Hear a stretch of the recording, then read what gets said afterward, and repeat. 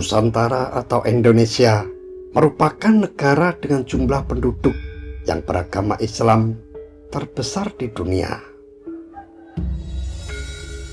Hal ini tidak lepas dari jasa para ulama dan pendakwah masa lalu yang tak kenal lelah dalam menyebarkan Islam hingga ke daerah terpencil.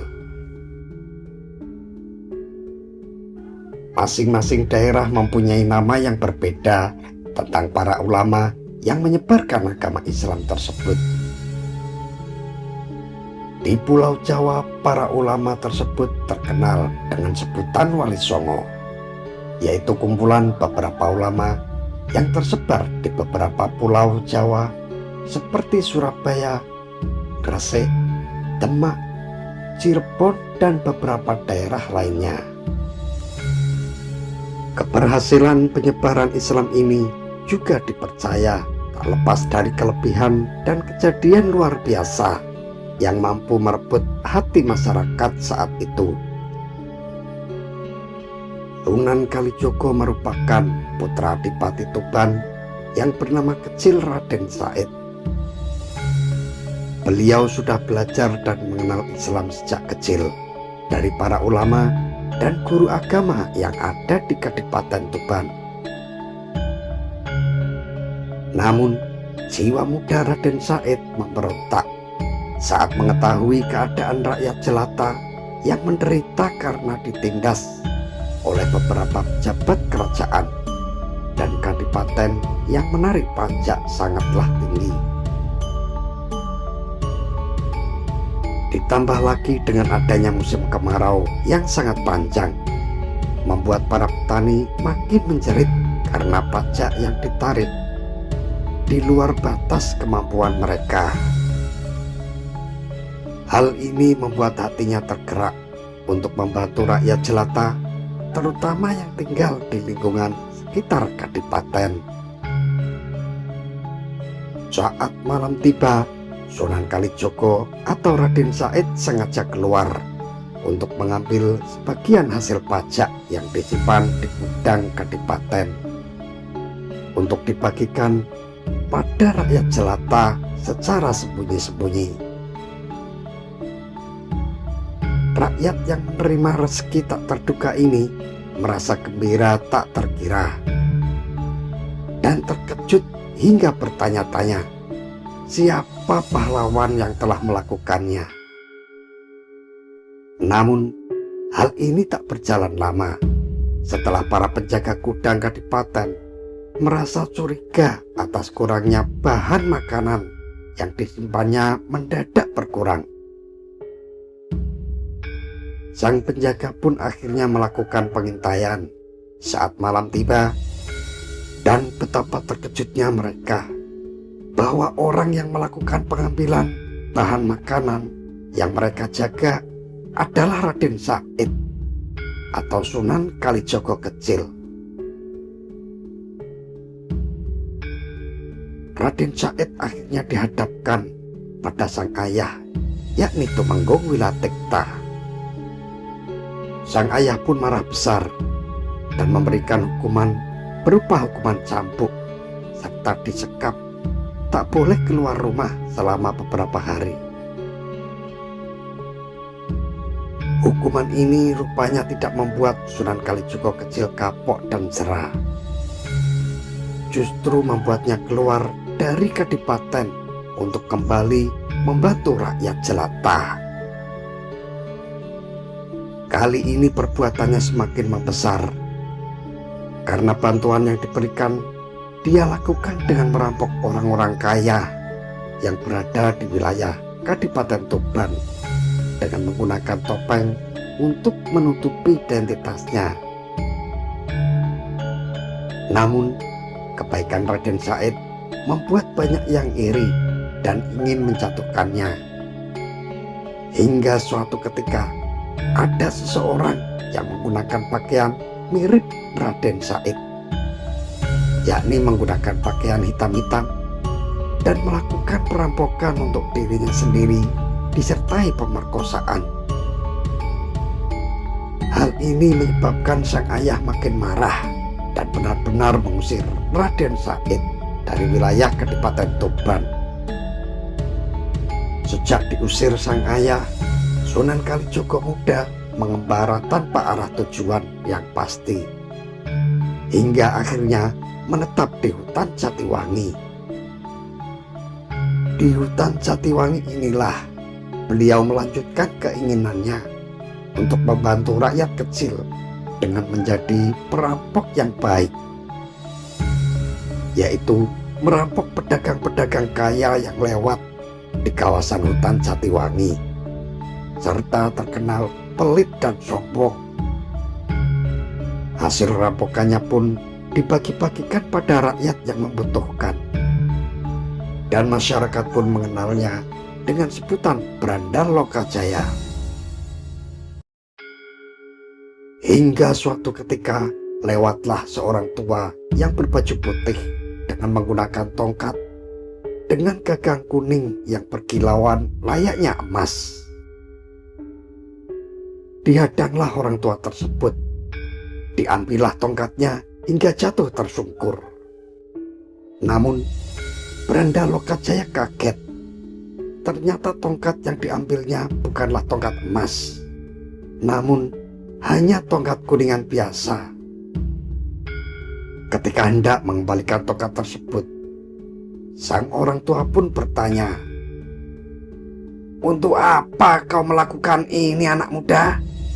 Dan Brandar Lokajaya pun menjawab, "Untuk diberikan pada fakir miskin yang menderita." Sang orang tua pun lalu menimpali, "Sungguh mulia hatimu, namun cara yang kau lakukan adalah keliru, anak muda." Dia pun melanjutkan dengan bertanya, "Jika kau mencuci pakaianmu yang kotor dengan air kencing, apakah tindakanmu itu benar, hai anak muda?" "Sungguh perbuatan bodoh." Demikian jawab Brandar Lokajaya. "Hanya menambah kotor dan bau pakaian saja." Sang orang tua pun lalu tersenyum, kemudian berkata lagi, "Allah itu adalah zat yang baik, hanya menerima amal dari barang yang baik dan halal." Sang orang tua yang sebenarnya adalah Sunan Bonang tersebut mengeluarkan karomahnya dengan merubah buah aren menjadi emas. Lalu ia pun berkata, "Kalau kau tak mau kerja keras dan hanya ingin beramal dengan cara yang mudah, maka ambillah itu buah aren tersebut. Itu barang yang halal. Ambillah sesukamu, hai anak muda." Brandar Lokajaya yang terkenal sakti mandraguna pun kaget dan mencoba mengambil buah aren yang telah berubah menjadi emas tersebut untuk membuktikan keasliannya. Makin kaget ternyata. Buah aren tersebut ternyata benar-benar menjadi emas, dan tak disadarinya bahwa Sunan Bonang telah meninggalkannya. Kagum akan kata-katanya yang bijaksana, Brandar Lokajaya pun mengejar sang orang tua. Hingga tiba-tiba di tepian kali, dia pun berkata pada Sunan Bonang untuk bersedia menerimanya menjadi murid. Sunan Bonang pun lalu berkata, "Berat sekali anak muda. Apakah kau bersedia dan mampu menjalankan syaratnya?" Sang Brandar Lokajaya pun berkata, "Seberapapun beratnya, syarat itu asal kau menerimaku sebagai murid akan kujalani. Sunan Bonang kembali mengeluarkan karomahnya dengan menancapkan tongkatnya di tepi sungai. Lalu dia pun berkata, "Jagalah tongkatku ini dan jangan dicabut hingga aku kembali lagi ke sini." Sang Beranda Lokajaya pun langsung melaksanakan syarat tersebut dan duduk di tepi sungai sambil menunggui tongkat tersebut. Sunan Bonang pun meneruskan perjalanannya dengan melintasi sungai dengan berjalan di atas air tanpa sedikit pun terkena percikan air. Hal ini pun merupakan karomah Sunan Bonang. Sedangkan Beranda Lokajaya meneruskan perintah Sunan Bonang untuk menjaga tongkat tersebut di pinggir kali sambil berdoa pada Gusti Allah. Doa tersebut diijabah hingga akhirnya Beranda Lokajaya pun tertidur selama 3 tahun hingga Sunan Bonang pun datang kembali. 3 tahun terlelap dalam tidurnya, Sunan Bonang membangunkan Beranda Lokajaya dengan mengumandangkan azan di telinga Beranda Lokajaya. Setelah terbangun dari tidurnya, Sunan Bonang mengajak Beranda Lokajaya menuju pesantrennya di wilayah Tuban untuk diajarkan ilmu agama Islam. Setelah hal tersebut, akhirnya Raden Said atau Beranda Lokajaya terkenal dengan sebutan Sunan Kalijogo, yaitu ulama yang menyebarkan Islam dan pernah menjaga kali sesuai perintah gurunya yakni Sunan Bonang. Begitulah legenda Sunan Kalijogo. Walau sebagian orang masih percaya bahwa legenda tersebut hanyalah fiktif dan hanyalah merupakan simbol pada saat itu, hanya Allah lah kebenarannya yang tahu. Layaknya Wali Songo yang lain, karomah Sunan Kalijogo juga mampu mengajak masyarakat hingga mereka memeluk agama Islam. Dikisahkan dalam suatu kisah, beliau sedang dirampok oleh kawanan perampok yang dipimpin oleh orang sakti mandraguna yang bernama Jagana, di mana ketika Jagana berusaha membacok Sunan Kalijogo, ternyata yang dibacoknya hanyalah sebuah pohon asam. Kejadian ini membuat Jagana mendapat hidayah dan mengikuti jejak Sunan Kalijogo untuk menjadi seorang muslim. Diriwayatkan dalam beberapa kisah bahwa karomah Sunan Kalijogo selanjutnya adalah beliau diberi kejadian luar biasa atas izin Allah untuk bertemu Nabi Khidir alaihissalam.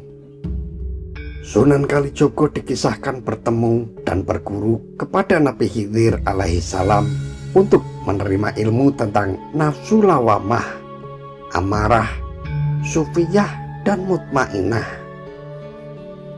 Demikianlah beberapa kisah dan karomah Sunan Kalijogo, yaitu suatu kejadian luar biasa yang dianugerahkan pada Sunan Kalijogo atas izin Gusti Allah.